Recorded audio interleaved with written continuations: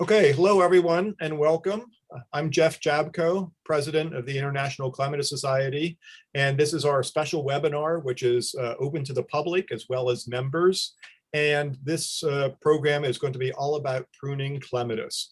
So we have a full program, and I expect that we're going to be going for a little more than an hour and to really get covered all that we have. So we have a panel of experts today that are going to be talking about all of the different clematis and how to deal with them. So I'm asking you all to please keep yourself muted. If you have questions, type them into chat, or there will be breaks in the program where we open it up to questions, and you're welcome to unmute yourself at that time.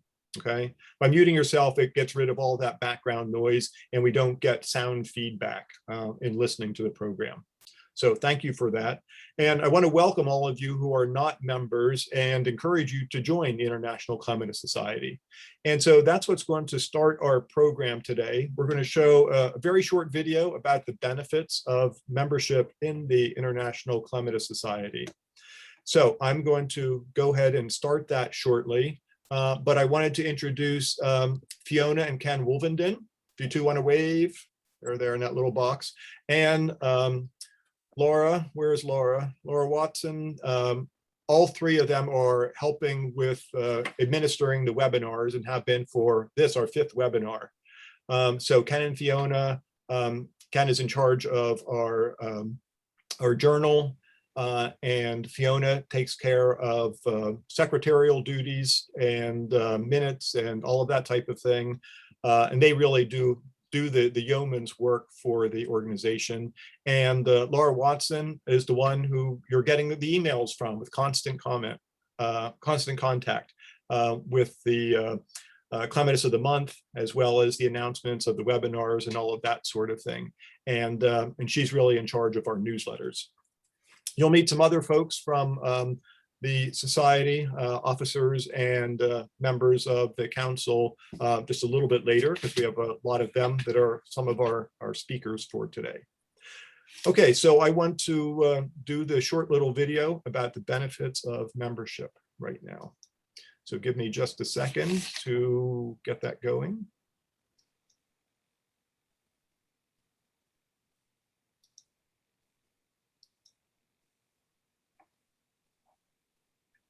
Hi, my name is Dan Long, and I'm a Vice President of the International Clematis Society. I've been a member for 20 years and have found it a great way to keep up on news of the genus and better learn how to care for them too. Each year, I look forward to the publication of the Society's journal. It has scientific studies, book reviews, news of new hybrids, and discovered species. In the journal, one can find news from around the world and be among the first to see new introductions, technical, historical, and cultural articles. While some of it is very technical, there are regularly practical articles that benefit gardeners.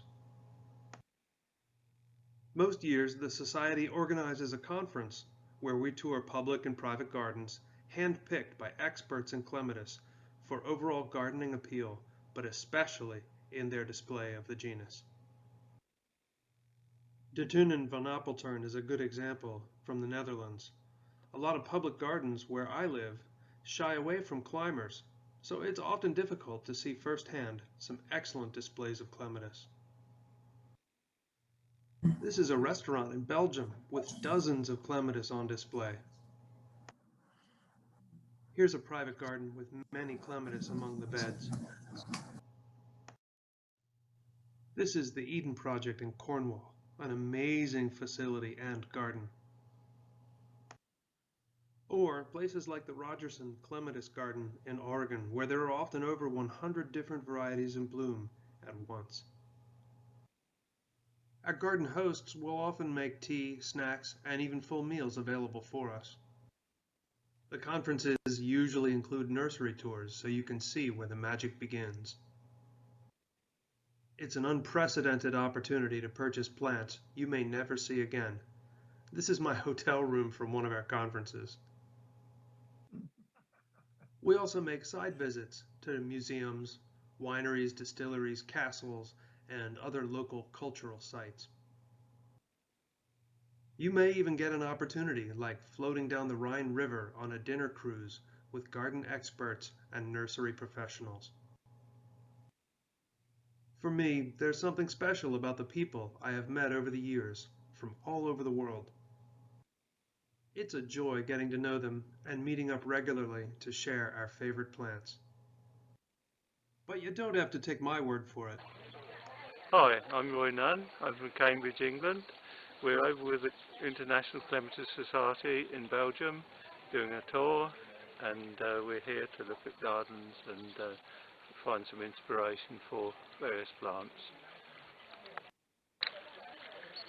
你好，我是王景，我从中国来，云南省，我们是植物王国，欢迎你到云南来参观访问，谢谢 ，Thank you 。 Hallo, mein Name ist Stefan Tschirki, ich komme aus der Schweiz. Ich bin Gärtner im Botanischen Garten in Brüglingen in Basel. Und wir sind hier mit der Internationalen Clematis Society auf einer Reise in Belgien, Holland und schauen hier Privatgärten, Gärtnereien und schöne Parks an. Jetzt sind wir gerade hier in Solnhofen, in einem schönen Garten, wo sehr viel Clematis vorhanden sind. Dankeschön. Hi, I'm Barbara Evans. I garden in Zone 5-6 and grow many clematis, some of which are shown here. My favorite part of being a member of the International Clematis Society is the annual Clematis Journal. In it are reports of both technical and special interest, descriptions of fabulous gardens and shows, and other clematis news from around the world.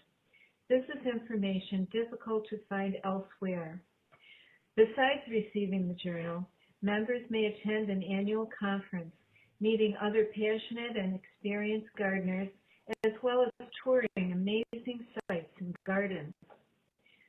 The International Clematis Society has much valuable information on its public website, but I look forward to the Clematis Journal each year, my favorite winter reading. Sometimes I think we've all taken vows dedicated to clematis. We're not always that goofy, but we do have fun.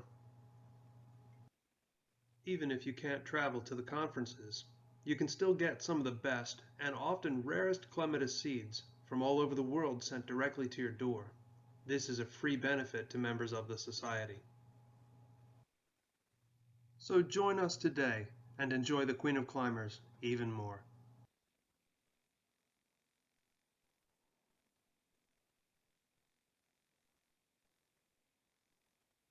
Today on the Everyday Rose Show, it's all things David Austin Roses with their U.S. sales executive and my good friend, Rebecca Corrado. Sorry about that.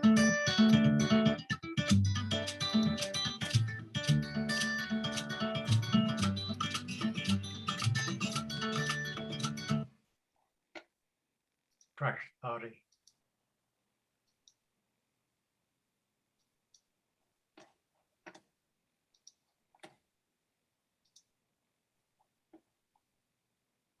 Alrighty, sorry about that.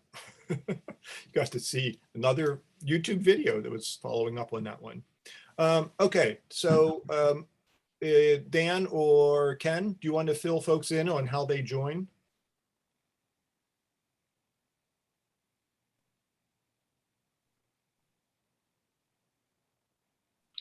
Yeah, and the easiest way, if you go to our website, which is www.clematisinternational, that's all one word, .com, and there, if you follow the join menu item on the left-hand side, and that will take you through how to join the Clematis Society, and we'll be very, very pleased to see you as a member. All right, thank you, Ken. So now we want to get started into the real meat of what today's session is about. And this has to do with pruning of clematis. So we started talking about this quite a while ago because we know that so many gardeners get confused by groups 1, 2, and 3, and what does that mean and what plants are in that group. And we had a lot of people in the organization saying, well, they kind of ignore that 1, 2, 3 grouping and really prune the plant for what they want as a gardener or what the plant naturally wants. And so getting to know your plants. So that's what we're going to be focusing on today, are these ideas about pruning with those goals in mind. And so on the panel for today, we have Linda Butler, and Linda is past president of the International Clematis Society, and she's in Oregon at the Rogerson Clematis Collection. Good morning. We have Lindy Broder from Georgia in the United States, and she has a 3-acre garden there with hundreds of clematis, and she is especially interested in the North American native species. So Lindy will be on the panel also. We have Lindy, you there? Hello. Yes. Okay, there's Lindy. We have Peter Keeping, and Peter's originally from England and moved to Canada in Ontario, Canada in 1957, and has been growing clematis for a long time. And so Peter is giving us a perspective from cold climates. So welcome, Peter. You're there, Peter? Welcome. There's Peter. And we have Szczepan Marzinski from Poland. Szczepan is a past president of the International Clematis Society. And he has started and runs Clematis Container Nursery outside of Warsaw, which started in 1988. So welcome, Szczepan. Good to see you. Hello, everybody. And then alphabetically last, we have Roy Nunn. Roy is the treasurer of the International Clematis Society for a number of years. And Roy is in the UK, in Cambridge. And you heard just a few sentences from him earlier in that video. And Roy grows over 100 clematis in his garden and probably as many in pots and containers around his garden. So welcome, Roy. Thank you. So we're going to start this program. Roy's going to do a little bit of an introduction. So Roy, if you want to go ahead and queue up your PowerPoint, share your screen, then we'll get started.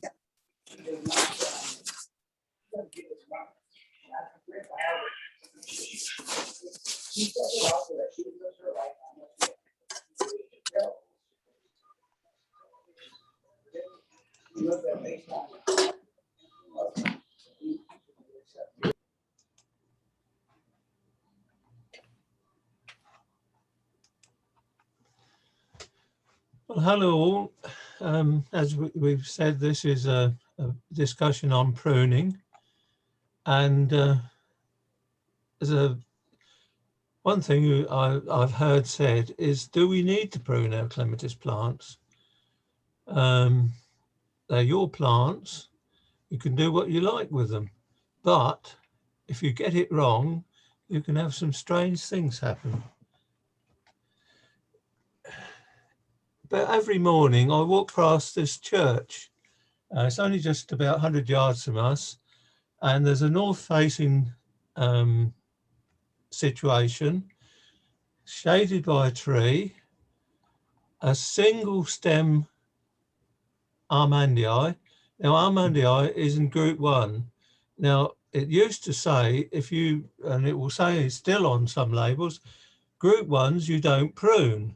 Well, obviously they've taken note of it, and you've got this one stem going up about 20 feet. Look at the bottom, they've left a little hole for it, but it's on a north-facing aspect, close proximity to a large tree, so it wants to grow to the light. So it's doing what it thinks it needs to do. There's the top. It usually has a full flower. It's been in probably about 8-10 years now. Got about 20 feet above the ground and has full flowers. So what went wrong? Firstly, never plant a clematis or buy a clematis with a single stem. You notice this one, it's in a 4-litre pot and it's probably got about 6 stems coming out. I would not buy a plant that got any more than 3 stems coming out of it. So we go over to the panel now to a few more problems or answers.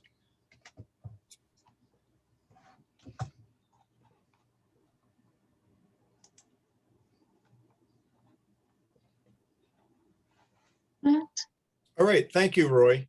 And now we're going to get started with the video. So we're going to see some sections from this wonderful video that Chepin did at his home garden and nursery. And we're going to stop in between different segments of it and then have the panel discuss that grouping of plants that Chepin is talking about in the video. Okay, so when we break, we'll ask for questions. I'll review the chat. We'll see what questions you all have. So if you think of something, type it in the chat so we can be efficient about getting everyone's questions answered.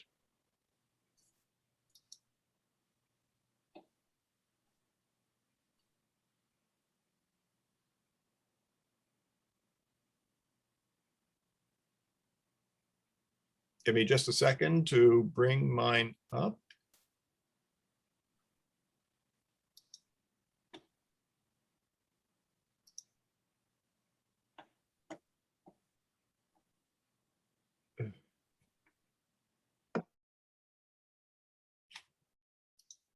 Okay, just a little technical difficulty right here, right now. Can someone speak a little bit while I bring this up? You need to give me just a minute for this.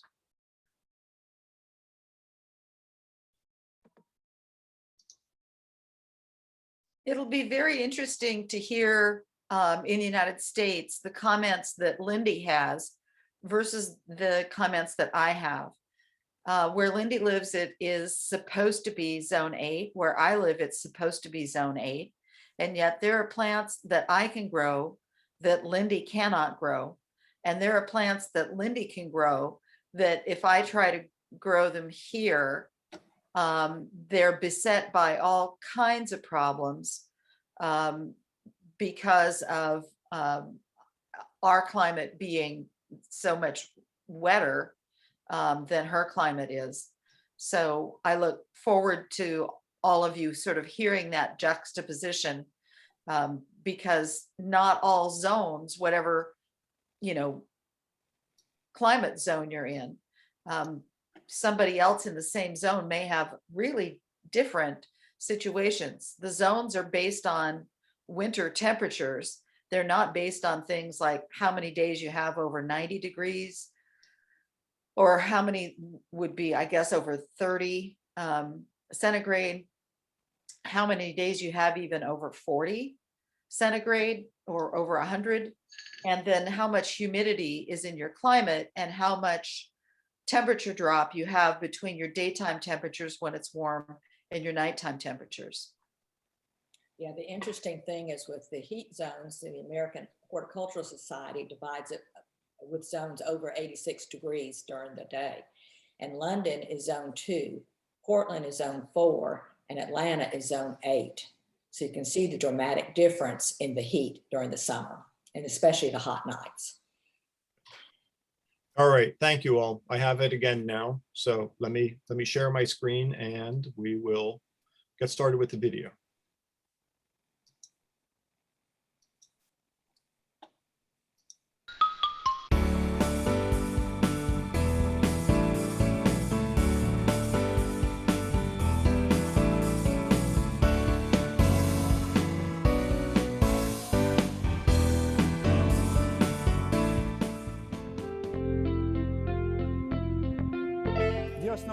Generally, we prune clematis in spring, but not all of them are treated in the same way.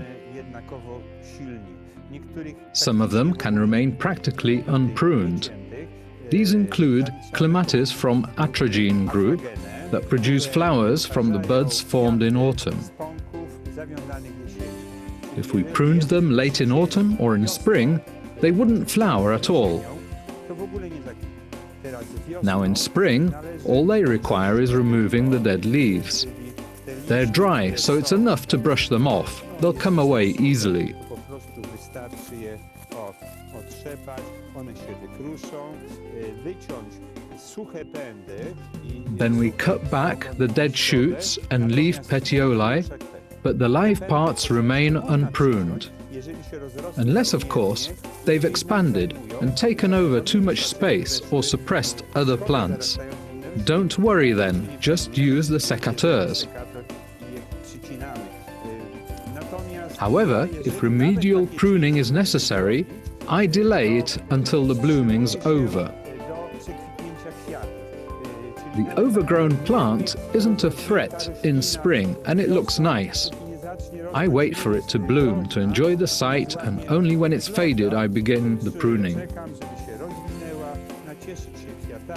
A potem jak już kwiaty przekwitną, jak najszybciej przycinam to, co jest mi niepotrzebne. Teraz mogę to wycinać. Now, all I can do here is cut back leaf petiolae and those shoot endings above the buds that have died back, but I leave the main shoots. The Atragene group varieties are the first in the garden to bloom. They start blooming as early as mid-April, and depending on the cultivar they continue even till the end of May.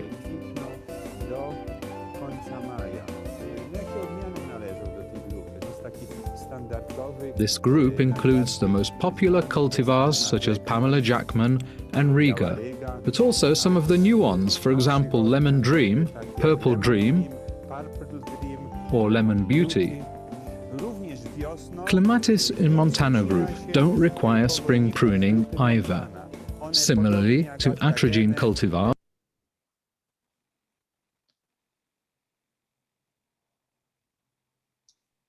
Okay, so we want to talk about that first group, the Atragenes, and then we'll get into the Montanas next. So who of the panel wants to lead off some discussion about the Atragenes? How do you do it in your area? Well, I'll just start by saying the Atragene group in the genus botanically used to be its own genus.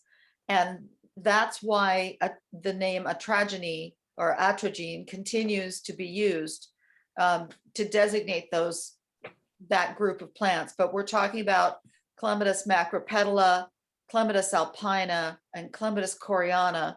Those are the three most common species that have been used to create hybrids in the group.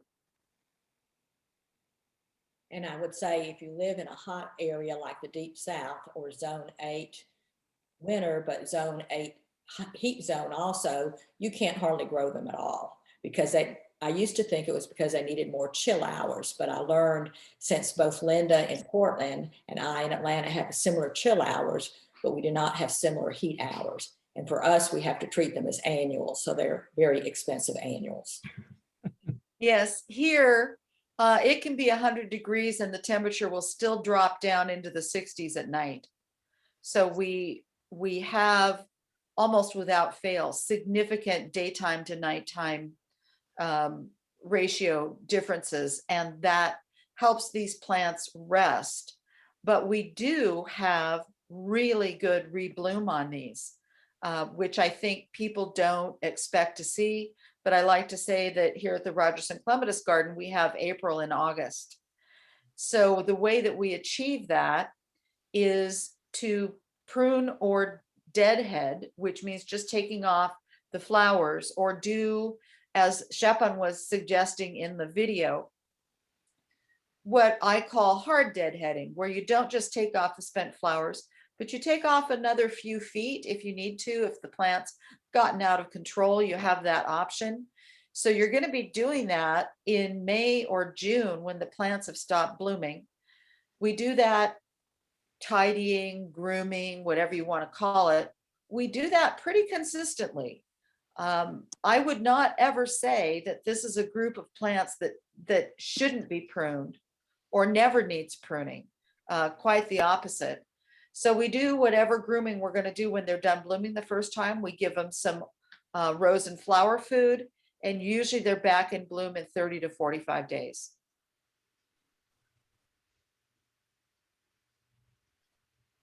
Has anybody else on the panel had good luck getting rebloom on these guys? Yes, for Joe Zari. It seems to rebloom right up until the end of August. That's a Canadian introduction, isn't it, Peter? That's right, yeah. And there's two, I can't remember the name of the second one, but the same breed of, has two of them, and they both bloom later on in the summer. Not so much in the spring. I find Joe Zuri has a few in the spring, but it has much more growing through the summer, right up until August. Oh, that's interesting. Well, that's another example of needing to judge each plant individually. And so the thing about this group, Alpinus, Macropetals, Coreanas, we could call them the spring bells, is that when they go dormant in the winter, the leaves seem to curl around the node. And I've heard it, the theory behind that, or the hypothesis, is that the leaves curling around the node like that protect the node through the winter. And so that's why Chopin's advice about leaving those leaves on and just brushing them off when they're dried off in the spring is a really great idea. I find in the UK that I don't have to take any leaves off because we have strong winds and they just disappear throughout the winter. And a point about Joe Zari, that is coming into bud now, and it's got massive buds on it.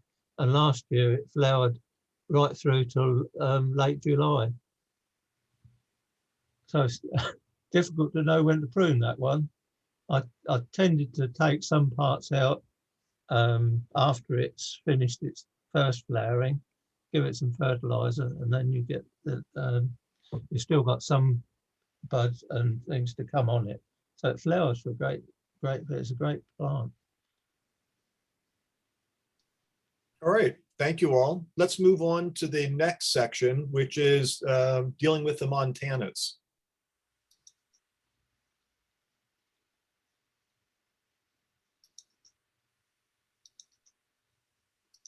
They form buds in autumn, and if pruned, they refrain from blooming.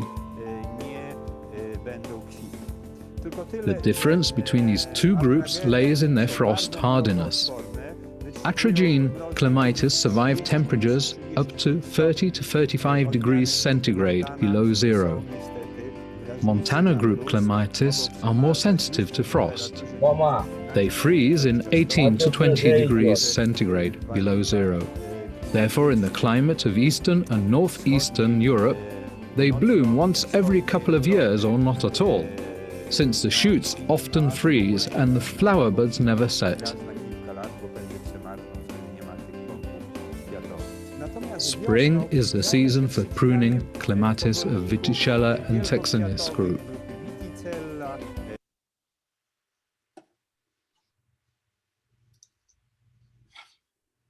Okay, with Montanas. Who wants to bring up the topic of Montanas? Do you want me to do you want to screen share with me, Jeff, and I'll show the images that I have from Scotland? Sure, I think you can do that, Linda. Okay. Sorry about that. Okay, so I'm going to screen share.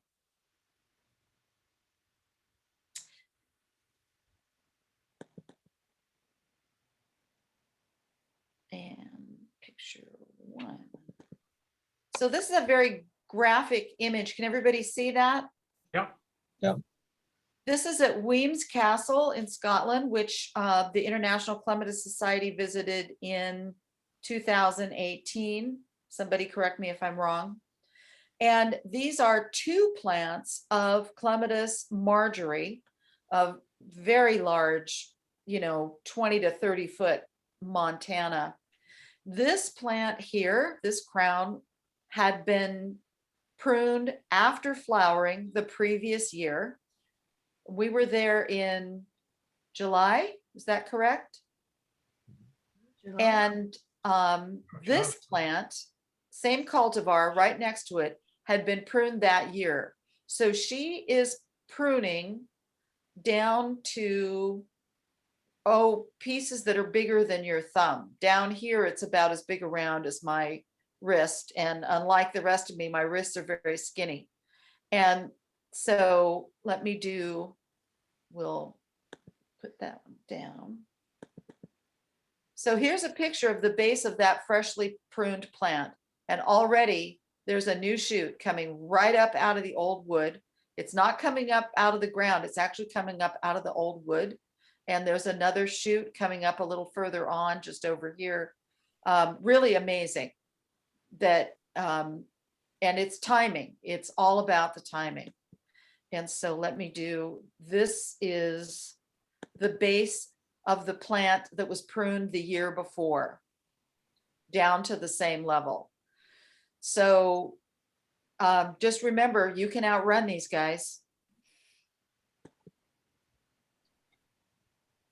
But it's true that even here in zone 8, in some situations, we're at the edge of their hardiness zone. So, and really with the Montanas, in our climate, you're not going to get that much rebloom, maybe a dozen flowers in September or October. There's really only one cultivar that I know of called Natalie Cottrell that puts on any kind of autumn show. So seeing how it was pruned in Weems Castle, going way back into the old wood, if you're in a climate that's got a long growing season, you can, as soon as they're done blooming, take them back the way she did in Scotland to 3 to 4 feet tall and fertilize a little bit, and they will come right back.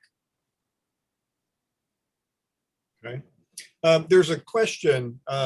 Someone says they are a complete beginner and they want to plant for sequential flowering. It means mixing pruning groups. Is that a total no-no?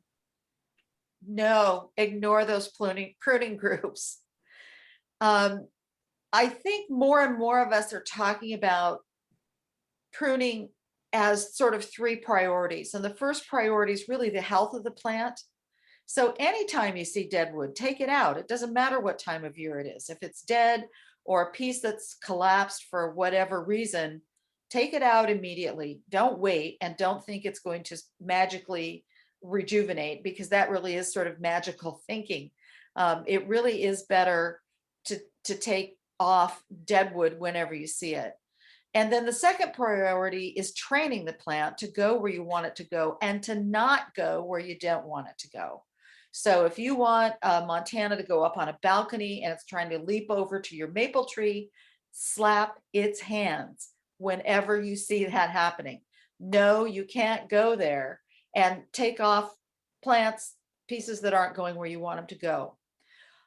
One of the tricky things about clematis is that sometimes you'll have a horizontal growth that may be laying down on the ground, and you think, well, I'm going to tie that up. And a lot of times when you take a vine, a branch from horizontal to vertical, you might be breaking it at the node where it connects to the main stem. So you'll come out the next day after you've tied it up and it's collapsed.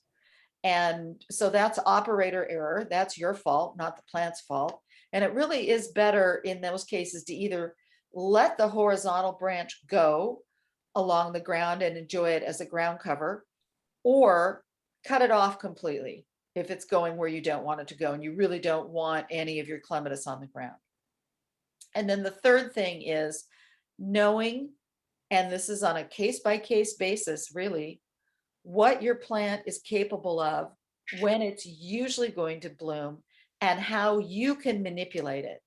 Because with the clematis that are group 2, you cannot prune them and have them flower, early or later. You can hard prune them and have them flower later. And I know that where Peter is, and especially the Canadian prairies and down in the American prairies, a lot of the large flowered hybrids, they hard prune every year because the winter's going to take out that top growth anyway. So it all comes back and it's flowering in July. Whereas for me here in Portland, Oregon, it would flower in May or June. Is that about right, Peter?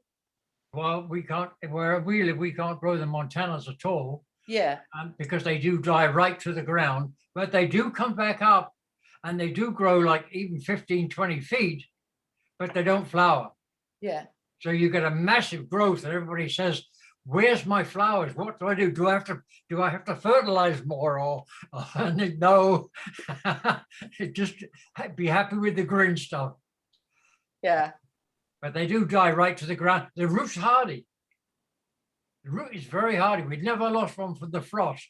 Only it just does not flower. It just grows and never flowers. And that grows in zone 5 and zone 6.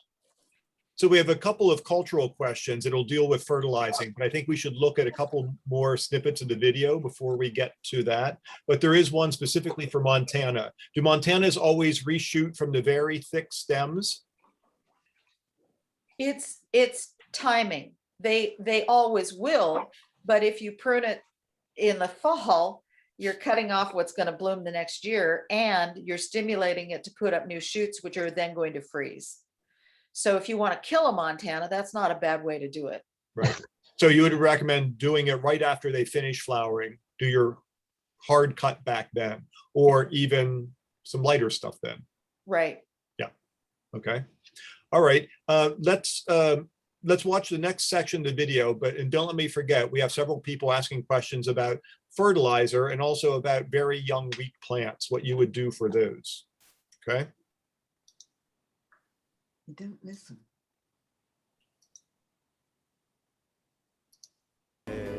I will now present the way of pruning early large flowered clematis.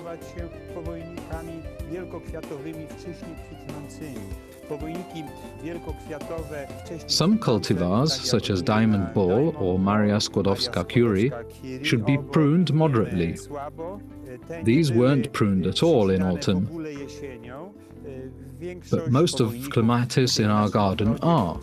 It saves us a bit of work in spring. These weren't very tall, that's why they were left to grow freely. The first thing is to brush off the dead leaves.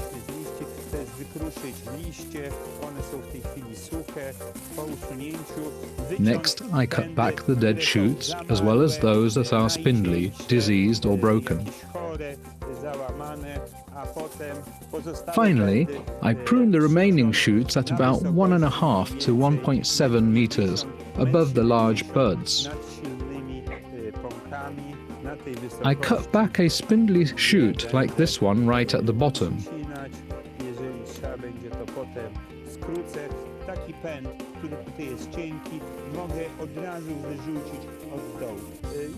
I also like to remove dead leaf petioles. They don't have ornamental value and they can become a nest for some disease.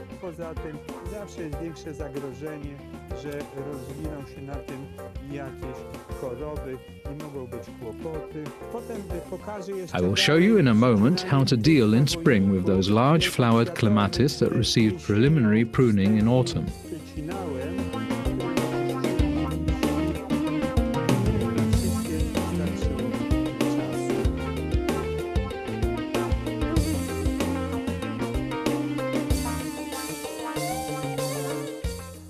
This is Blue Light, an early large flowered cultivar that needs light pruning. It should be cut back at about 1.5 meters. In autumn, we gave it a rough pruning, leaving some of the shoots to freeze. The winter was mild and most of those shoots survived. We can see that the buds are already swollen, and this is the right moment to start the spring pruning. First, we need to remove the overgrown shoots. This time it should be a precise job. The cuts placed over these particular buds to encourage new growth as well as blooming.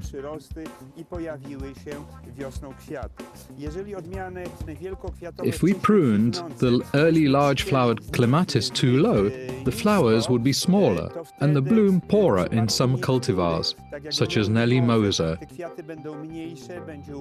Besides, they would start blooming 3 to 5 weeks later. 3, 4, 5 tygodni później. No ale zaczynamy od usuwania. I begin with kory, removing która the bark zabezpiecza mulch that protects the base, Przy tym usuwaniu trzeba carefully to uważać, avoid żeby nie damaging the połamać shoots. pędów. Jak dużo tej kory usunąć, tak żeby How much of the mulch should be removed? Just enough to leave about 5 to 7 centimeters layer for protection. It will retain water in the soil, prevent weed growth and protect the soil from overheating. Zabezpiecza częściowo podłoże przed nagrzewaniem. Jeżeli tej On osłony the other hand, byśmy if we left zostawili too much zbyt bark, dużo, the base of the shoots to could die back. mogą zamierać podstawy pędów. Nie będzie przewietrzania. Tu się pojawiają już The roots have appeared. korzenie, tak? Tutaj jest ziemia i pojawiają If się we cover them with much Teraz, mulch jeżeli to and leave okujemy this 5 to 7 centimeter layer, the shoots at the base te take właśnie roots. 5-7 centymetrów, to pędy u podstawy się ukorzeniają. Przy During the oczyszczaniu, uncovering and odsłanianiu clearing the trzeba plant, uważać, we also need to be żeby careful not to damage the new shoots at the nowych base, przyrostów, or które those that grow wyrastają, from under the z ground. podstawy, czasami z podziemi. Z nich, They will będą develop nowe into new pędy shoots, which odnowieniowe, rejuvenate the które plant's będą base. stanowiły nową podstawę rośliny. Teraz I'm pokażę, going jak to show you usuwamy. how we Przede wszystkim proceed with the usuwamy pruning. pędy najcieńsze, First of all, we get rid of zamarłe, the dead usuwamy and spindly growth. podstawy. Widać, Remove to it at the suchy very pęd. base. Jeżeli byśmy go If we left it here, it could become a hotbed for disease. Od tego pędu Here, the mogą thin być shoots have porażone. already been removed. Tutaj już mniej więcej są wycięte te cienkie Now, pędy. we remove those thicker Przycinamy, ones above the buds, grube above the nad, forks. Pąkami, nad rozgałęzieniami. Tutaj widać są ładne pąki, czyli przytnę w tym miejscu. Co to What za- remained za after the struktura? autumn pruning is now cut Wyrównaliśmy back. i mamy dobrze przygotowaną The plant is ready to do start vegetation sezonu season. wegetacji. Widać, że jest dobra As you can podpora, see, bo jest this is a świeża, good support także for the clematis. ogon The construction elements are thin and the leaf petioles can twine around them. It's detached from the wall, allowing air access. The plant can twine around it. Thanks to the airflow, the plant is also healthier. It's robust and properly pruned, therefore less likely to cause any problems.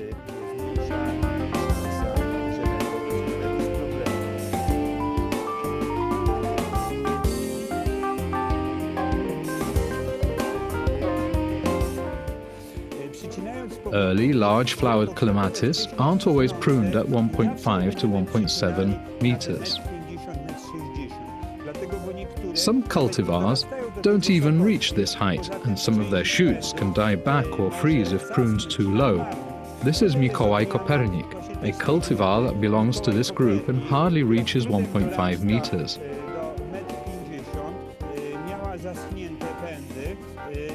Its shoots had died back, so it was pruned at 80 centimeters. All the dead and spindly shoots should be removed first. Then we make the cut above the highest live and swelling buds.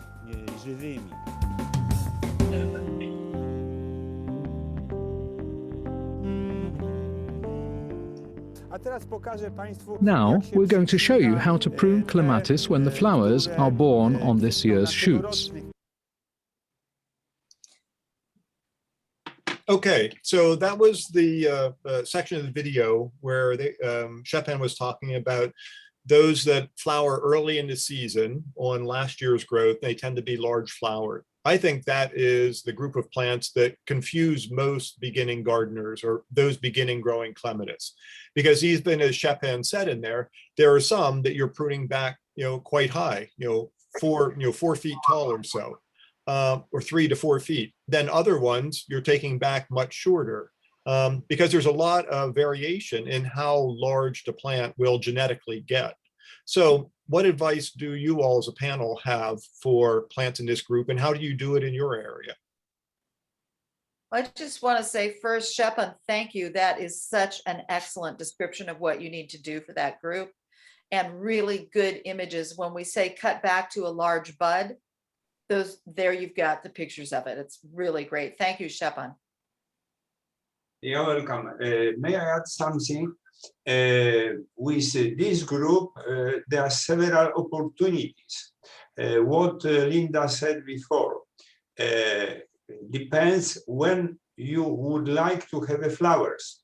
For example, if you have a summer garden where you will be in June or July, say July, you don't want flowers in the end of May or beginning of June because you're absent. So you can prune stronger and you will receive blooming 4-6 weeks later.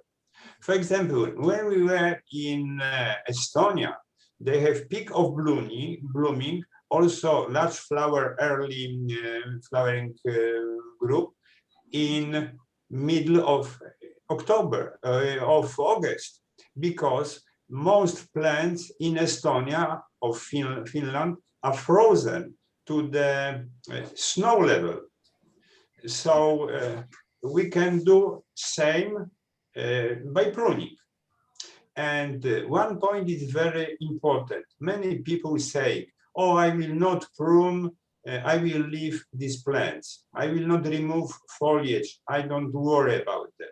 But this is storage for fungus, propagation, spores. And later they are saying, yeah, clematis are weak. They are dying.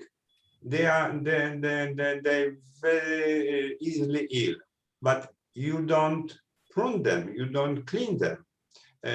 Same as people should have more air, more sun, same plants. Ready? I'd like to share, many of the participants probably saw my Facebook post on Sugar Sweet Blue, and that's an early flowering clematis. And Tom, the breeder, recommends that it get pruned in autumn or early spring. But I particularly like it because it's my first bloomer now in mid-March, and I like to see it blooming on my stone lion head up, and that's 6 feet up. So what I do with that clematis to keep it healthy, but also to enjoy the early blooms, is I leave one stem that I do not prune at all. It grows up, it's up 6 feet, will have a dozen blooms on it, makes a pretty frame for the stone lion head. And then the other stems I prune back, and then I have the further blooming later in the season. Well, later in the season for me is April, May. But so you can prune different stems at different lengths to create your intention for your garden. And so the idea with that, Lindy, if you didn't prune it at all, then all of the flowers would be really high up and you wouldn't have any flowers down near the base. Very high up, and then it would have your spindly stems and would not be as healthy. Yeah, yeah, important thing for people to remember. Well, we're talking about this group. So at this time of pruning, now at this time of year, and Shepan, the video that you have is very similar to the conditions we have right now as far as the size of the clematis buds. So those of you that live around the Mid-Atlantic US, now's the time to be out there pruning your clematis. So do you all do any fertilizing this time of year? We've had several questions of people asking when to fertilize, what kind of fertilizer do you use, and that sort of thing. You all want to comment on that? Yeah, Sure. We fertilize in middle of April, sometimes where spring is very early or the beginning of April, and use only slow release fertilizers. Okay. So with slow release fertilizers, there are two types: with coated or just slower by special chemical formula. The best, this which is slower with special chemical formula, which nitrogen is dilated about 6-8 weeks. So we're giving one dose beginning middle of April, a second dose beginning of June. If you use coated fertilizer, slow release coated fertilizer, use fertilization on the ones. It can be a little earlier, beginning of April, and not fertilizer never after beginning of June again, because they are slow release, so they nitrogen will be released after 2-3 months. So if it is too late, plant will grow in the end of summer, and they can be more sensitive in winter for frost. In Sheppan, do you vary the fertilizing amount or type of fertilizer, or when you fertilize with the different groups of plants we're talking about? Slow release fertilizer should be all times wet, because if it is dry, it is not nitrogen and other compounds are not released. So I make small holes about 5 centimeter deep, and I give 1 teaspoon, large teaspoon, and divide for 3 holes around the plant, and remove with bark or soil. Nie remove or cover by medium, by substrate, soil or bark. Somebody would like to know Lindy Broder's view of when she should fertilize. Again, I use organic slow release fertilizer, and I start in March because most of my plants are already up and budded. And I do my pruning January, February. And then again, every, like Shekwan said, every 6 weeks, if they're lucky. Right. In a perfect world with a perfect number of volunteers in a public garden, we use what's called organic rose and flower food. So the nitrogen, potassium, phosphorus numbers are all below 10. It tends to be feather meal, bone meal, and other sorts of natural sources for nutrients of the plants. I think what we use is usually 4-6-3 or 5-7-3. Most of the brands are very similar, but we start in March, and it's a dry, sort of powdery fertilizer. We put it around the crown, but not on the crown, and we water it in, although usually the rain does it for us. We don't have to do that. And ideally, we would do it every 4 to 6 weeks, and we would stop in September so that we start getting the plants to go to sleep.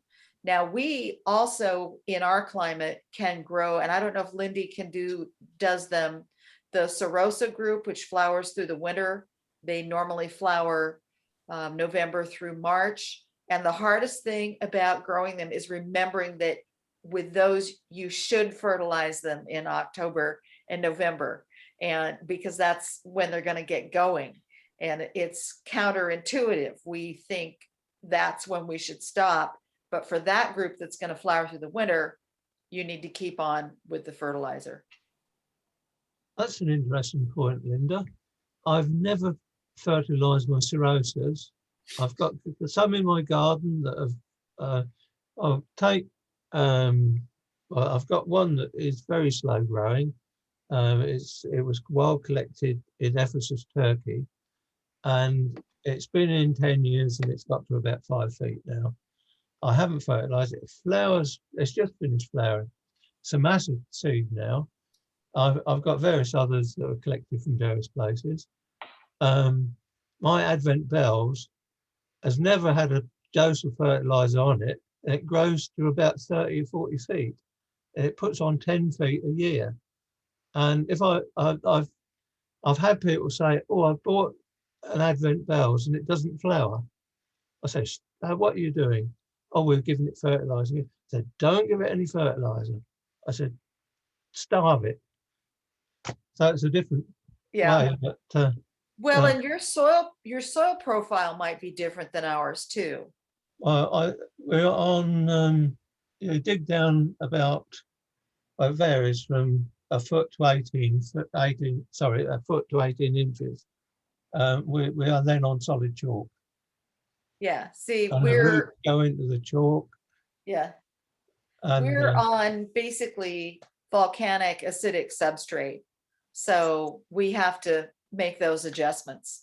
yeah, it's interesting that on the opposite side of the road to us, they can grow different plants to I can. They're actually on acid clay. Yeah. And I'm on chalk. And it's just the other side of the road. We're just on that boundary. That's amazing, isn't it? There were some other questions on fertilizing. Is rose tone a good one in the US? We generally do recommend organic rose and flower foods. It does seem to be, at least for us here in the Pacific Northwest, that if roses like it as a fertilizer, the clematis seem to like it too. And you see a lot of roses and clematis grown together in our area, and I think that's why, or one of the reasons why. Thank you. How much organic fertilizer per application per plant? I use what I call a scant handful. So I would say 2 tablespoons per plant. Okay. In my opinion, roses require much more fertilizer than clematis. Okay. And question of you want a fertilizer which is low in phosphorus and high in potassium? Yeah, that seems to work best for us. Okay, thank you. Ours is just the opposite. Oh. Low nitrogen, high phosphorus, and like mine is 3815, and they do absolutely fabulous. And I feed them just once in April when I prune. I feed them, and that's all they get, and they just grow like crazy. I mean, they cover the whole arbor. So those of you that are growing clematis more in containers, do you have a different fertilizer regimen than you would use for clematis in the ground? Yeah, we use a liquid fertilizer, like the 10-52-10, but half strength. And do you find that you have summer yellowing and you have to use something that's got magnesium sulfate in it? No, only on our dahlias. Okay. Not on the gazette. On dahlias, we use a lot of that, but not on clematis. Not that much anyway. Roy, what about you? What do you do for the container plants? Oh, forgetting about the container plants for the moment. Plants in our garden, because we're on chalk, we sometimes get some yellowing. And I use Epsom salts, yes, which are mixed up as a liquid and pour onto the plant. And after that, I'll give them a liquid plant feed, which is for rhododendrons or that sort of thing. And that seems to sort them out. But as far as plants in containers, if they're outside and getting the summer rain or the spring rains, I tend to use bloodfish and bone as a feed for the pots in the spring. So that's around, well, I did it about 2 weeks ago. But the ones in the greenhouse, I tend to use liquid feed. And if I want to get a good bit of growth going, I'll use a high nitrogen. I use Chempac, and there's a high nitrogen feed for that. I'll use that a couple of times. I won't use the high nitrogen feed after about now, and I start using a balanced feed. And then after that, I'll go on to the low nitrogen feeds. Because you really, if you're growing in pots, you really need to keep your levels of fertilizing up. All right, great, thank you. I think we should move on to the next video section, which is dealing with what I think is the easiest group to deal with, and those are the ones that are going to flower on this year's growth. This should be pruned much harder. Patricia has started removing the mulch here. This is Sweet Summer Love, a Flammula group that received preliminary pruning in autumn.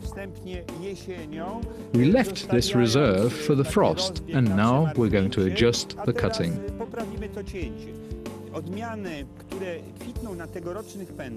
The cultivars that bloom on this year's growth, that is of Flammula, Viticella, Tangutica groups, as well as late, large flowered ones, are pruned about 30 to 40 centimeters from the ground.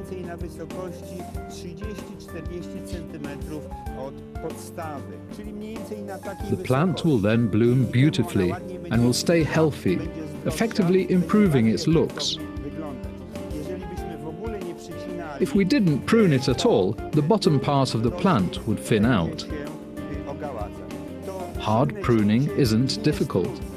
Again, we start with removing the weakest, thinnest shoots to ensure proper light penetration. We leave the most robust shoots and prune them above the first or second pair of buds, more or less at this height. Przed jesienią z jakimś zapasem, żeby nie pomarzły nad pierwszą, drugą parą pąków na tej mniej więcej wysokości. Jak jest słaby pęd, go wycinamy całkowicie. Here we have 2 trailing shoots. We can use them to strengthen the plant. I arrange them on the ground and cover with mulch. They will take roots and fortify the base. We could also use them for propagation.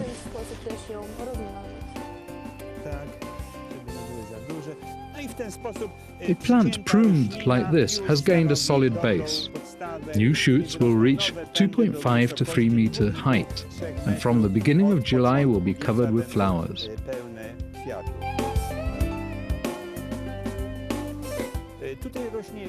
Here grows Prince Charles of Viticella group. This group also includes cultivars Krakowiak, Etoile Violette and Polish Spirit. They're usually fast-growing and highly ornamental in summer. Their flowers are mid-sized, appearing on this year's shoots. We partly pruned this plant in autumn, both to minimize the time of springtime works and to display the support which has ornamental value of its own. The autumn pruning left quite some reserve. This plant should be pruned in spring at 30 to 40 centimeter height. When a shoot is broken, we cut it back low. All shoots, dead or weak, should be removed. The cut is made about half to 1 centimeter above the buds. Make sure there aren't any dry parts left, as they can become infected by fungus. It is best to choose strong buds and prune above them.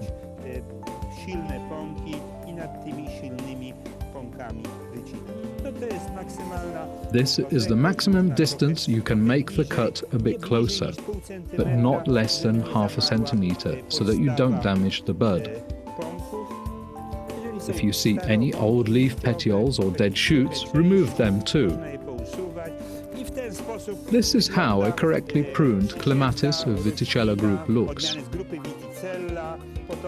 The same method of pruning is applied to late large flowered cultivars such as Cardinal Wyszyński, Jack Manny and others, that start blooming in the second half of June or at the beginning of July.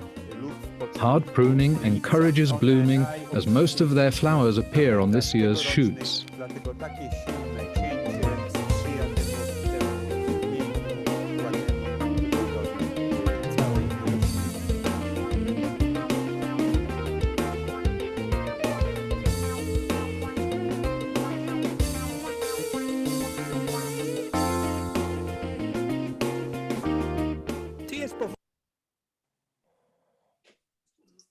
Okay, so let me start with a question here. There are some people asking about, okay, my plants don't look anywhere near as healthy as the ones that Chopin's showing. So my plant has 1 or 2 stems. They're very weak stems. Some of them are plants that flower in this year's growth. Some of them are plants that are early large flowered types. What do you do with plants like that? Anyone? Change their soil. Change their soil, okay? Yeah, just like add more different types of things. I add it more to it to give it more stability. You know, compost is a wonderful thing to use mixed in with the soil. Yeah. Even take some away and put some of the compost in with the soil as you're putting it back, and that seems to really stimulate the plant. Okay, yeah, so that might work for plants that, you know, you've had in the ground for a number of seasons and they just aren't doing much. But if it's a newer, younger plant, you know, say you bought one in a nursery as in a 1-gallon pot, so you had 1 or 2 stems, and in the second year you're still not seeing too much. Anything different that you would do there? Well, one thing I would do is, as the new growth is coming up, pinch out the just above a node on the new green growth, and you can keep doing that as it grows up, and you'll find that instead of just say 2 stems, you will have 4 stems, and if you divide it again, you get 8 stems, and so you can go on and you can build up your plant that way. Okay, and Roy, you would start that with a very low pinch on the new shoot? I usually pinch about 3/4 inch above the shoot. No, but I mean, how tall would you let that new shoot grow before you pinch it?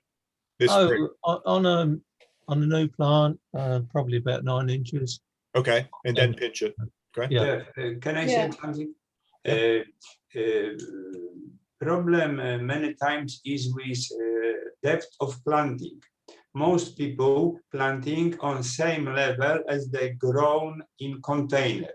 It is good for Atragene and Tangutica, but for large flower, Viticella group, they should be planted 5-10 centimeter deeper. And also, if you mulch with, for example, pine bark, you keep, what is the problem? If you plant not as deep, top of roots can dry, and they not produce as many new shoots from bottom. If you plant deeper, bottom of shoots produce roots. And if you keep mulch, for example, bark, they keep wet, they save more water. So clematis like moist soil, not wet, but moist. So it should be good drainage, but enough water. So proper potting, later mulching, for example, with bark, and as you seen on the movie, layering some shoots, they produce more new shoots from the bottom and make plant stronger. So if somebody has 1-2 shoots weak, just layer them down, cover with soil, keep moist, and after 1-2 years, this bush will be really strong with many shoots. Yeah, really good points. So yeah, and I would venture to say that most plants you buy at a garden center, you probably have the crown of the plant very near the top of the pot. And so when you go to plant that, except if it's an atrazine, plant it 3 to 4 inches deep, so that the crown is covered by 3 to 4 inches of soil. So, yeah, that's right. Yeah, not Atragen. No, right, but not for atrazine. If any of the other ones. Yeah. No, Atrazine should be right at soil. You shouldn't plant deeper, may half centimeter, but not more. If you will plant them deeper, for example, 5-10 centimeters, the shoot will rot on the base. Okay, good. Right. When we do any mulching of the atragines, the alpinas and macropetals, we use gravel mulch. So Yes. that the gravel is letting the moisture run away from the crown. We don't use any kind of bark or organic mulch on the atragene at all. Yeah. Yep. That might be our issue here in Mid-Atlantic states, where many of us have heavy clay soil, silty soil, and trying to grow, alpinas, macropetalas, they just don't seem to do well. But it might be that if we get a lot of rain, our soils stay really soggy and wet. And if we use mulch like we typically do, then that's not good for the crown of the plant. So I'm going to throw a wrench in the works, a spanner, as Roy would say, and talk about not hard pruning the Viticellas and the quote unquote late large flowered hybrids. And the way I learned to do this was by forgetting plants and accidentally not pruning them when I should. So an example is a beautiful, supposedly late flowering clematis called Viola from Estonia. And I had been in the habit of hard pruning it every year. One year I forgot, and it flowered at about 8 to 10 feet tall in May with a rose. Yeah, the same can be used with many flowers. They even can produce semi-double flowers in spring. Problem is only that after, for example, Wildelio, it is late blooming for hard pruning, but you can leave. But if you leave 2-3 years, base you will have without flowers. They will grow and grow. Right. Right. But it's a matter of timing. So what I started doing with Viola is pruning it back. The climbing rose that it climbs with does not rebloom. It's a once bloomer. So the two of them bloom together. And when the rose is done, then I go in and I take Viola back by about half at that point. So I'm doing some harder pruning of it, but I'm doing it after the first bloom. And then it reblooms in the fall when the salvias are blooming. So it has salvia around its feet in the autumn. So there actually is a lot of manipulation we can do with this group. And I think the other thing is, there used to be in the garden of Ernie and Marietta O'Byrne in Eugene, a 25-foot tall étoile violette growing in a fir tree. They had planted it. They had planted it out at the drip line. And initially they had given it a little bit of fencing to go up, wire fencing to get it up into the tree. It had been up there 3 or 4 years and it blew down in a windstorm. So they took the opportunity to prune it again and make it start over. But they only pruned it every 3 or 4 years, like Shepan was saying, so that there would be some vigor from the base. But if you want a plant to stay up there and it's not going to get up real tall where you want it to be every year, then don't prune it every year. You can give it, you can wait 3 or 4 years. But as Shepan was saying, the base is going to look scrappy if you don't like that bare stem look. I would give two remarks if possible after Peter. Peter, did you have a comment?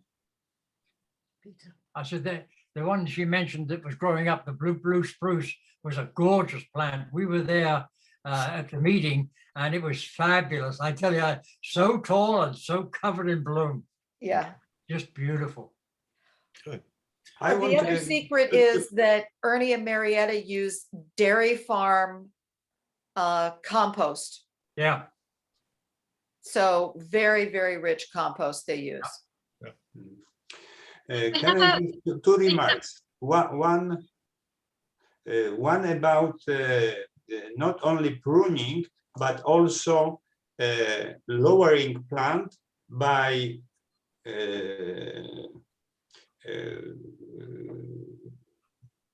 training shoots horizontally, or making some kind of spiral. For example, sweet summer love growing up to 3 meters, but I can have on support 1.5 meters. But training it. Spirally, training on the support. Same you can do with other varieties, strong growing particularly. If you want shorter them, but other thing you should remember that odd plants like horizontal training shoots. If you train shoots horizontally, they flower longer, they produce more flowers, and they better fruiting. So you can see apple orchard, for example, or wine grapes plantation. Same with clematis. So not train them vertically, but think about train them more horizontally. So you will have more flowers and longer blooming. And one remark about fertilization in container. In container, this is not too much medium, and it is not as much water as raining water in a ground. So you should be very careful with fertilization, because you should remember that any fertilizer, even organic, it is salt and rising salinity. Generally, clematis don't like salt medium. So, for example, some people asking me, what shall I do with my plant? I have one balcony. It was very nice. I fertilize it. It is small and going not as nicely. I add more fertilizer and it is not growing better. I add more fertilizer and nothing more. What should I do? I feed them very well. People think that like with food for cat, if I give a little food, cat is happy. If I give more and more, it is more and more happy. Not to do this with, with clematis, particularly in container. Another thing about containers is you'll see people talking about putting crocks and bits and pieces in the bottom of the container. That should not happen. To get the full drainage from it, you should have the full soil to the full depth of the container. It's been proven by the RHS test on this, and they found that if you put crocks in, you'll have a wet patch that goes halfway up the pot at least. At least if you put the soil right to the bottom of the container. And another point is you should do, if you possibly can, stand your container on a sand bed. So it would naturally, the water will naturally drain, the excess water will naturally drain out. Good.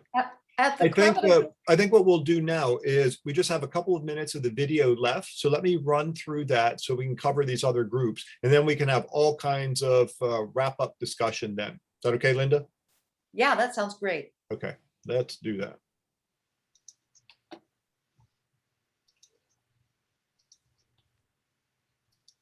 This is a Tangbutika group cultivar, Lambton Park, similarly to other cultivars of this group, such as Bill Mackenzie, Golden Tiara, or Anita.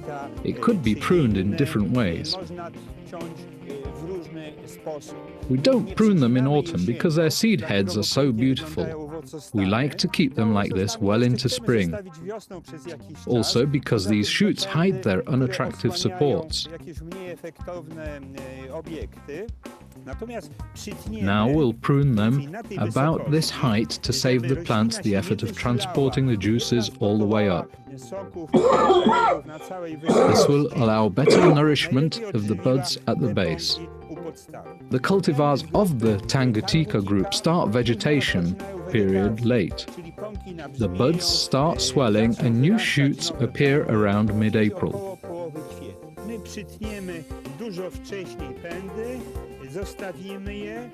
We leave the top part, and only when the new shoots reach 5 to 10 centimeters and are able to twin round the support, we prune the old ones. The less attractive parts are then visible only for about 4 to 5 weeks, as the new growth develops fast.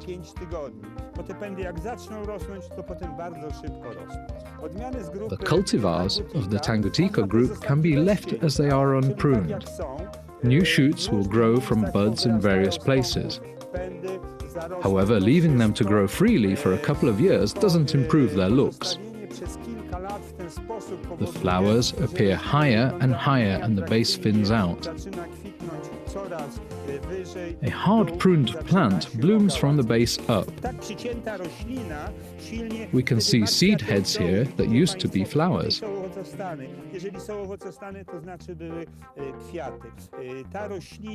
If a plant is unpruned, it can start blooming in the second half of May. Hard pruned, it flowers in the second half of June. The bloom appears in waves. The first one's in early summer, another one in midsummer, then again in autumn, even into the second half of October.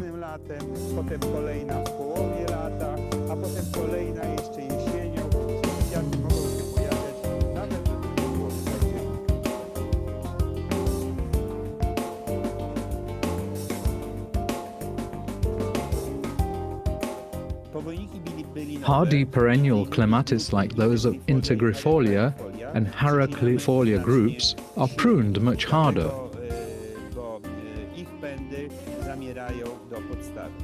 This is Hanayima, a cultivar belonging to Integrifolia group. It received preliminary pruning in autumn, and we can see that the shoots that were left have now died back. Now we prune them at the base. Even if some small buds have appeared on them, don't worry.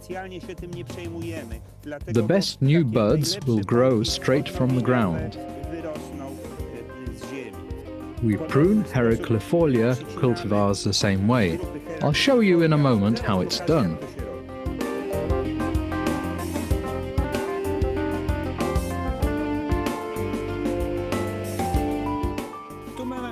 Here's Cassandra, another hardy perennial clematis of Heraclifolia group.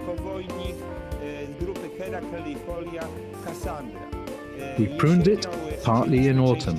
First removed the mulch. Heraclifolia and Integrifolia clematis are like other perennials. The shoots die back at the base and need to be removed, even if they've developed buds.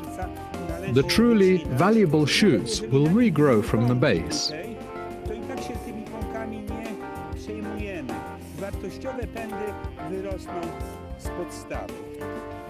We've left 5 to 7 centimeters of bark mulch, just like before, to prevent weed growth and to maintain the soil humidity.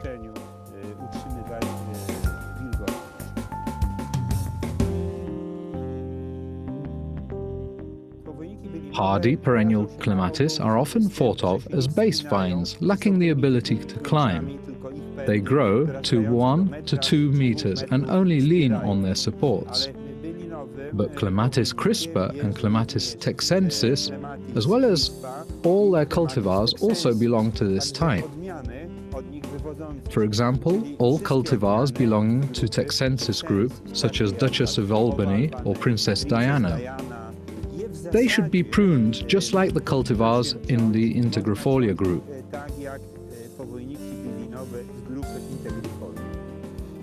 Although buds often appear on old wood, the strongest and most promising are those growing at the base from under the ground. I prune the plant low above the ground, removing all shoots. But please take a look here at the base new growth appears. They'll turn into long shoots reaching 3 to 3.5 meters and covered in flowers in summer.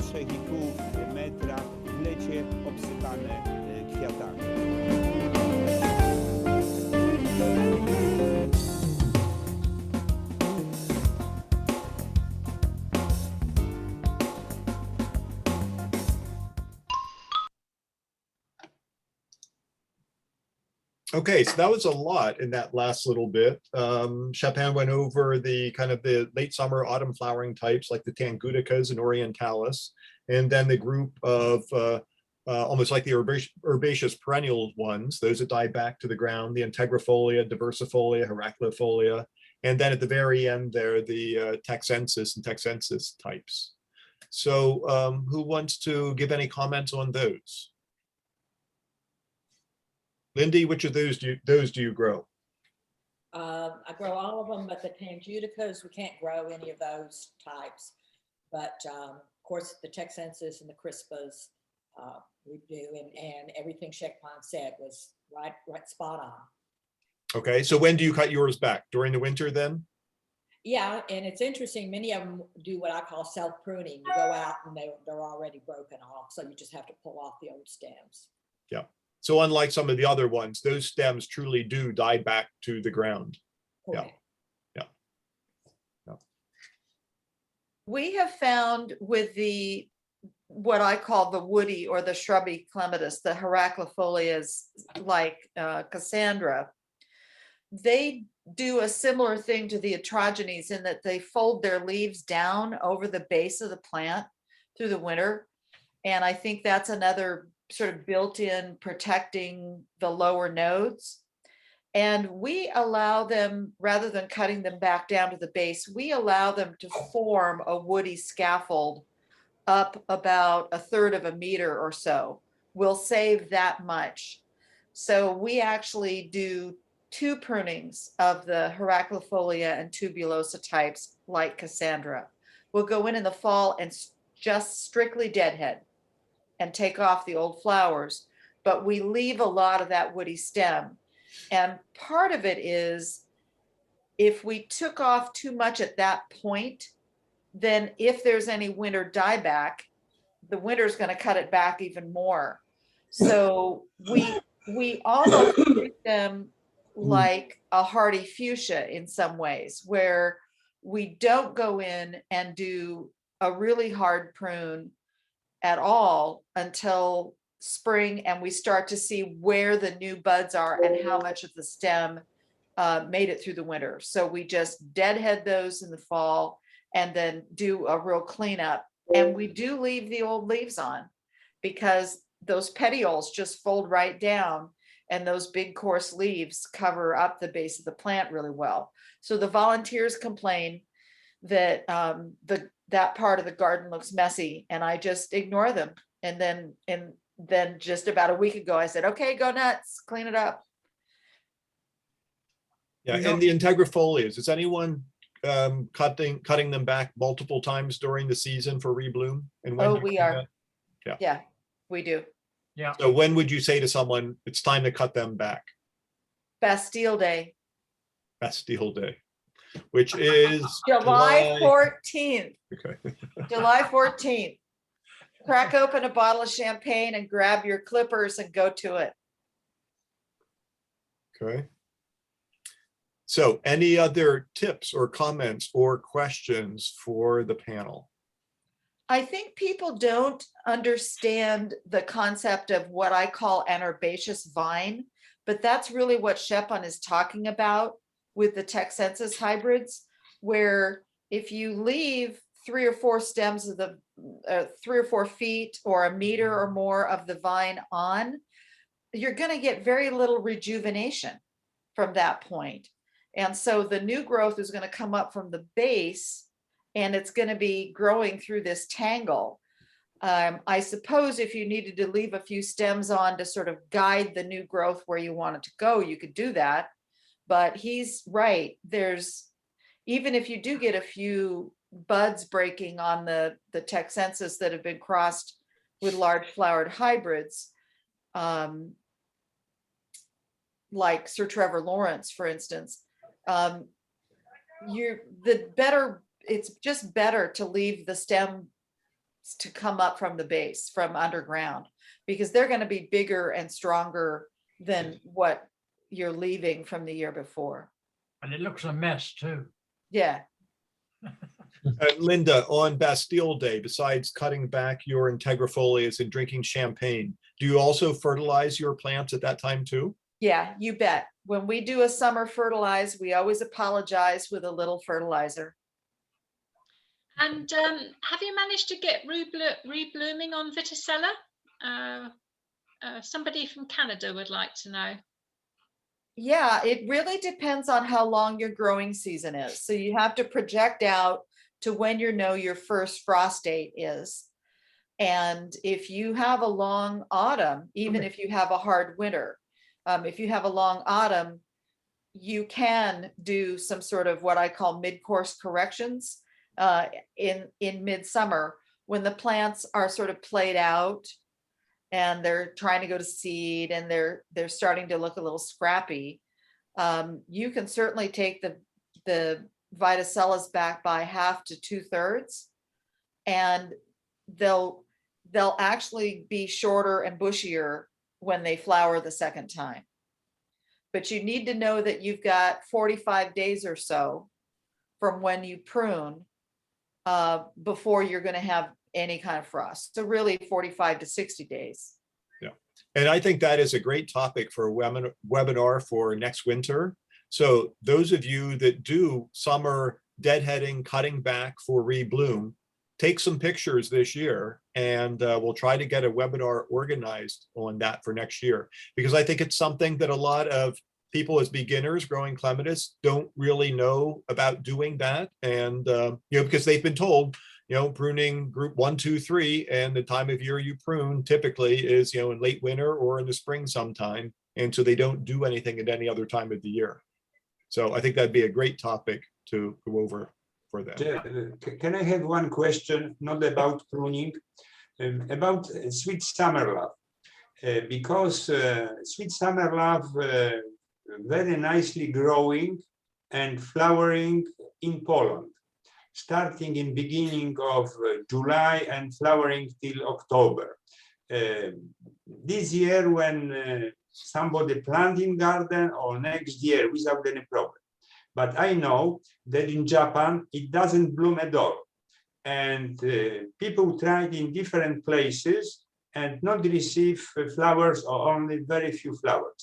I heard that in many places, United States, sweet summer love not flowering in first year, but after 2-3 years growing in garden. What's your experience in different parts of United States or Canada with sweet summer love? Well, in Canada, sweet summer love doesn't survive the winter. I've tried them 6 times now, and not one will ever come through the winter. Mm-hmm. I can keep them in the greenhouse alive, but when I plant them in the garden, they won't come through the winter. They can't take the -25. Mm-hmm. And do you mulch soil? Yeah, 1 meter surrounding, yeah? Yes, I mulch with horse manure. Mm-hmm.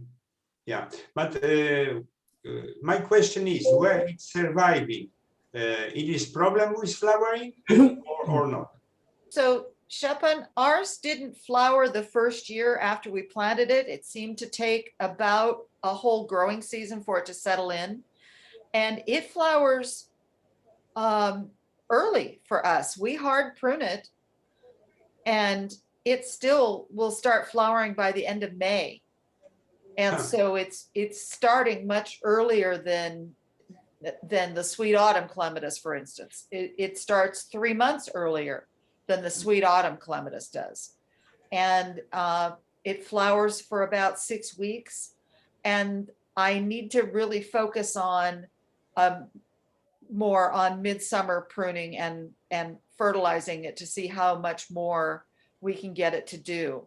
But for us, it took a year to settle in. It flowers very well, but it flowers earlier than advertised. I think that this is case of photoperiod. Yeah. Lack of day. And this variety should be very sensitive on that. And Lindy, do you have sweet summer love in your garden? I have had it, but it has not flowered for me. Not In flower- Japan, Yeah. Japan, we have it here in our trial, Swarthmore outside of Philadelphia. And I just looked back at my pictures from last year and very vigorous and full flowering on July 16th. 16, same in Poland. Yep, yeah, I will. Yep. Yeah, hi, everybody. I work with Jeff at the Scott Arboretum, and I primarily take care of the clematis collection, and Sweet Summer Love does amazing for us. And I actually just divided it this year because it was so big, and I got 4 or 5 really good sized clumps out of it. Yep. Thank I'll you. send you those pictures, Shepin. Thank you. Yeah. Sorry, Any fun? Oh, sorry, Roy, go ahead. yeah, Jeff, your windows are not the same as ours then. Well, we can get cold. We might get into single digits Fahrenheit. But So you that's don't- typically our cold. You don't get to -25. No, nowhere near. It'd be we- very rare for us to dip below 0 Fahrenheit. Right, see, we have the -25 plus we got the wind off the lake because we're only a couple of miles from the lake. Yep. And that wind does so much damage, even to my wife's perennials and roses, does a lot of killing. Yep. Yep. And that's why I think it was so valuable today to have all of you experts from all over with different heat zones, cold zones, different amounts of moisture, soil types. All of those affect how plants grow in different areas.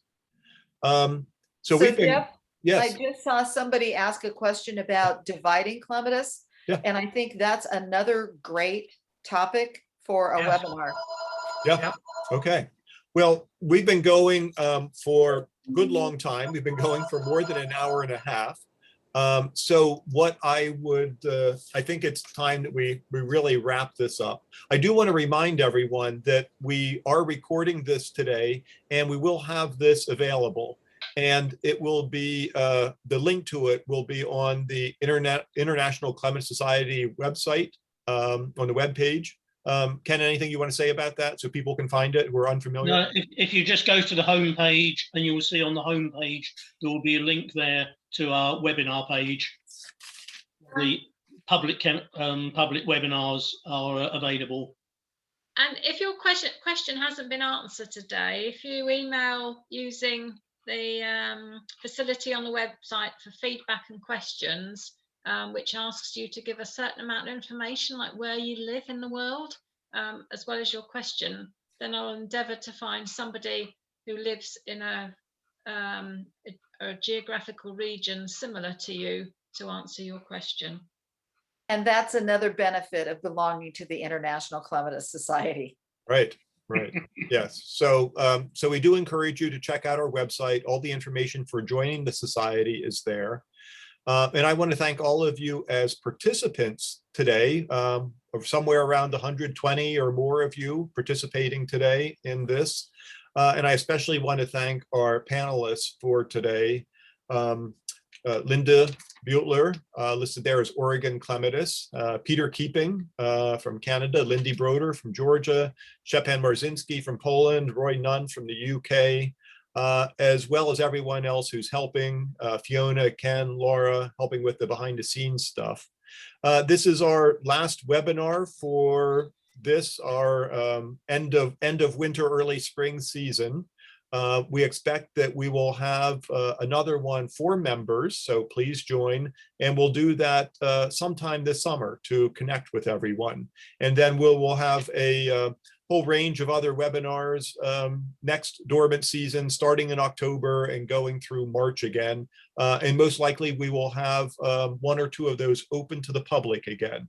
But we've had lots of other webinars trying to do once a month during the winter that are for members. So please look at joining the society. So you really can take full advantage of learning about clematis from all around the world, and tips and tricks that all of you could take advantage of growing in your own garden. So once again, I'm Jeff Jabko, President of the International Clematis Society, and I wanted to thank you all. And today is Wednesday, March 24th, and I'm going to stop the recording right now.